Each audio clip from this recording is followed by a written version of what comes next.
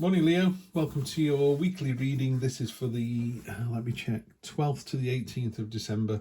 Clarify with the Wild Unknown. They've been shuffled, ready to go. Straight into it with the True Black. Love this deck. So we have the Three of Swords in your present position, present expectation, the unexpected, that's good. Short-term future is excellent. Long-term future, yeah, you've got to listen to your inner mind this week. These two cards aren't great. Present position, energy across the bottom, Ace of Pentacles, real passion, enthusiasm, particularly if it's a creative endeavour. So that's really nice to see. What's concerning me, the week kind of gets better, you know, starts horrible, it's pretty bleak, and then it just improves here. But yeah, you've got this lovely ace across the bottom there, this new start, this real passion and enthusiasm, and you know, if you get passed over in a promotion, or you fancy someone and they don't fancy you back, there's a real kind of roll your sleeves up and go, do you know what? Onwards and upwards, on to the next one. Let's do this. So here we've got the Three of Swords is the heartbreak card. There's no two ways around it, really. It's the heartbreak card. Are you the sword or are you the heart? That's what it's saying. It's a card of healing as well. How do you heal from a situation like this? It's a learning experience. The universe doesn't do things accidentally. It does it deliberately. It wants you to learn from this experience and move on and be the better person, or become a better person, not be the better person. So what do you learn from this? How do you get from your present position? Because your present expectation is kind of holding on. It's the hoarding card, the Four of Cups, Four of Pentacles. You know, I'm just going to hang on to what I've got. I'm not going to change the situation. And it's like, I think it needs changing. What's unexpected is, you know, you've got the Four of Wands here, which is foundational. It's celebration. Could be a proposal, could be marriage, could be an engagement. Doesn't necessarily have to be you. People will say, well, I'm already married, or I'm not with anybody at the moment. But there is a proposal of marriage somewhere, or there's an invite to something. And again, given the season, it'd be very surprising if you didn't get an invite to something. But it's joyful. And also on this particular card, it talks about freedom. The bird is breaking its chains. It's out of the cage. It can go where it wants. And there's that sense here when I'm saying those words, that you're going, but I don't want to go anywhere else. You know, sometimes people go, we could go anywhere at the weekend. We've got a windfall of money. We could go anywhere. We could go anywhere in the world. We could go to the local shops. We could go and see a film. We could stay in. We could, you know, we could order food in, we could dine out, we could fly to Hong Kong. The world is your oyster, and you kind of go, I'm not really fussed. That's sometimes the worrying side of this card. You've got all this freedom, and you're choosing just to, someone's opened the door to the cage, and you're still sat on the perch looking out the open door going, oh, that's lovely out there. Yeah, it's great. Is that where you're going to go somewhere then? No, I'm quite happy. Maybe all you wanted was the door to be open, so the chance of freedom is there for you. Maybe that's what that is. Let's see. Your short-term future, which is obviously, you know, going to be the sort of Monday, Tuesday, Wednesday of that week, is fantastic. Page of Wands. It's the entrepreneur card, the Indiana Jones card. She's making a portal beneath her feet, and this young girl is just going to jump through with complete abandon. No idea where she's going, but it's that sense of yippee, just going to go for it, just jump in and see where I end up. And then the long-term future, again on a weekly read, 1, 2, 3 weeks. So I would say to the end of the year, that's this energy. We have the Knight of Cups. Knight of Cups, you know, all the knights make their own armour in this deck, and he's made ridiculous armour. I mean, it's beautiful. It's made out of gold. It's very ornate, but it's completely impractical. He can't see where he's going. He certainly can't ride a horse like that. He's actually not protected, but he doesn't care. This is a card of listening to your inner mind. You know, he's even created his sword out of water, out of his imagination. So it's beautiful, but it's useless, you know. But what he's doing is it's useless as a sword, but the process is really valuable. You know, when they talk about, I can't remember which one it was, Edison probably, you know, making a light bulb, and someone said to him, how many times did it take you to get this right? And he said, oh, it's over 1,000. So they went, wow, over 1,000 times to make it right. He said, no, I just learned 999 ways to not make it wrong, you know. So it's a learning exercise, isn't it? It's the way you approach the actual event. You know, did you fail, or did you learn from the fact that it wasn't a success and move on and move on and move on? Someone like I'm trying to think of an Olympic athlete. You know, when you're talking fractions of a second to improve, you could spend a month just getting your javelin throw, you know, just twist your wrist a tiny little bit to make it go another 3 centimeters. But that's the difference between silver and gold, you know, and it's that really down to the subtle nuances. This card talks about using your inner voice to kind of drive that process. You know, if something's going, have you thought of this? Why aren't you doing it this way? It's an interesting read. Excuse me, Leo. I do apologise. Oh dear. Oh, I know what that means, because it's really itchy now. Really itchy. Something's happening. Could be the Golden Art Nouveau cards. They keep falling over, by the way. I think they're quite jealous because they've not been used for a couple of weeks. So I will be using this deck of cards to clarify next week. But let's get some clarification on this.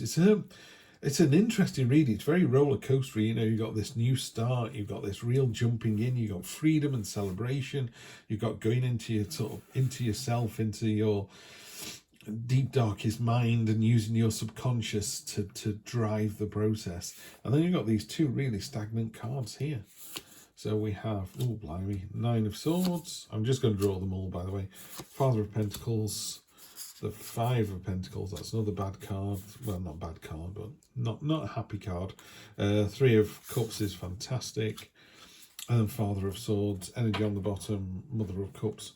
Now, when I read with a particular deck, I read the messages from the deck rather than just going, well, Rider-Waite says the Mother of Cups is this, because then I might as well just use the Rider-Waite deck every time.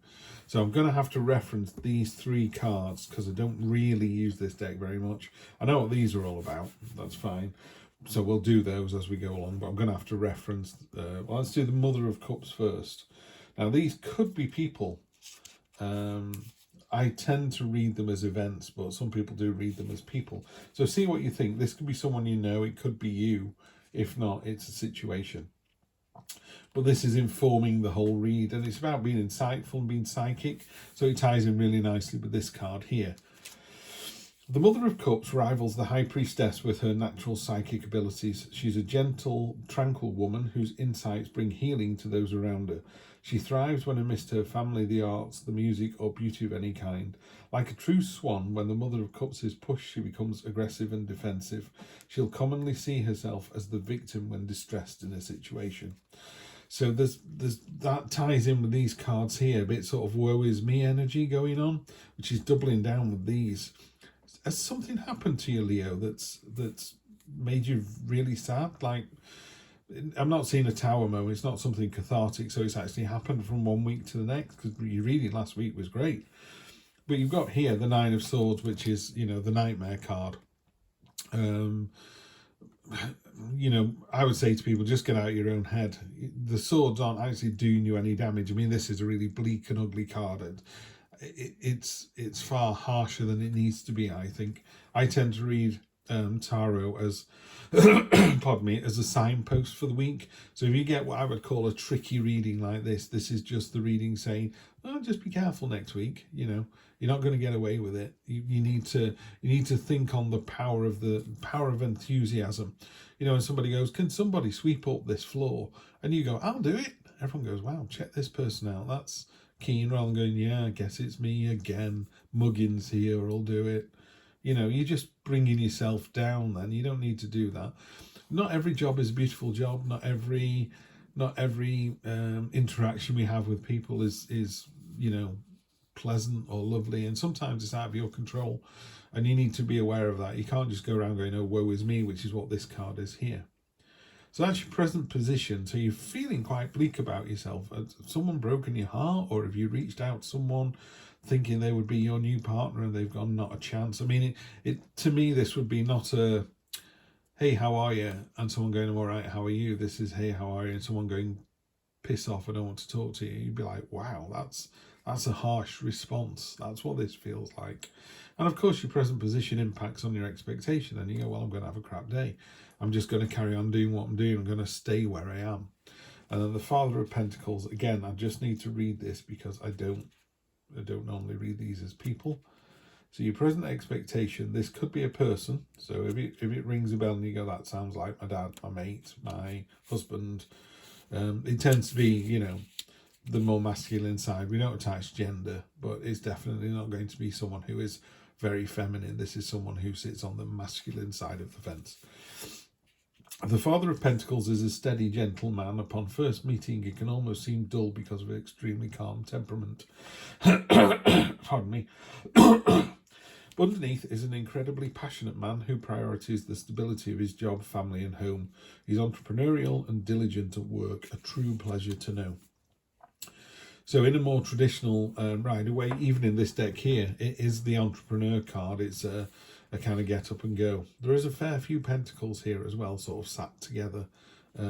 Is money an issue? I know it's an issue for a lot of people at the moment, and rightly so. But, you know, there's only so much you can do about that situation. And I think when you've done all you can, you need to just hold your chin up and go, I'm done here now. Pardon me. You've got the freedom, the celebration, the foundation of the four, which is in the unexpected bit. You know, I don't think you realise how secure and how much freedom you have in a situation, because you're clarifying it with, really, Steve, is that the case? Because I feel sadness, worry, illness, and it says here, the Five of Pentacles is a card of hard times. It may come in the form of illness, job loss, financial trouble, or rejection.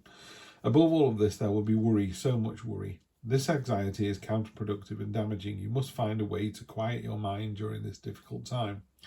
Rely on meditation or visualization to find peace, where you don't actually need to do that. You find your peace and resolution here with both of these cards. The first one is, do you know what? I have nothing to lose. I'm going to jump into this portal. Someone's going to offer me a job, or something's going to appear, you know, and I'm just going to go for it. I'm not going to think about it. I'm jumping straight in. It couldn't possibly be worse than it is now. And I don't think your situation is bad, by the way. I do think you think your situation is worse than it is, particularly this card here. This card is, a mate of mine used to be like this, I've got no money. I was like, you've got hundreds of thousands of pounds. You just operate in a scarcity mindset. That's the way you think. You always think you've got no money, you know. And I've got other people who hadn't got much money and they were just bobbling along quite happily, just didn't worry about it. It is what it is, you know. So take some of that kind of energy with you. This card here, so on top of this kind of jumping into the new portal, new adventure, you've got the Three of Cups, which is a joyful, celebratory card. There are people out there, good old friends, who really love the bones of you. You know, they will support you. If you're struggling to find $10 or £10, they'll sort you out. They'll help you out. You know, if you're between jobs, is there anything they could do to help you?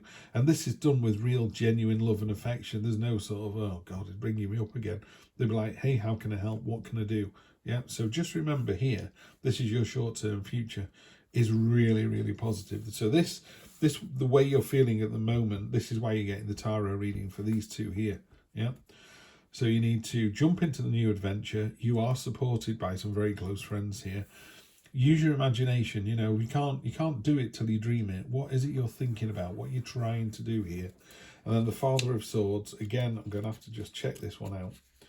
It will, as I use this deck more often, I'll sort of go, oh yeah, I know what this is about.